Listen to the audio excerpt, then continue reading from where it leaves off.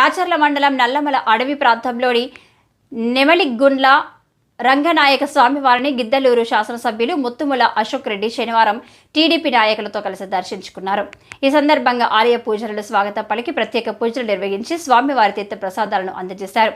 ఈ కార్యక్రమంలో టీడీపీ నాయకులు, కార్యకర్తలు పాల్గొన్నారు.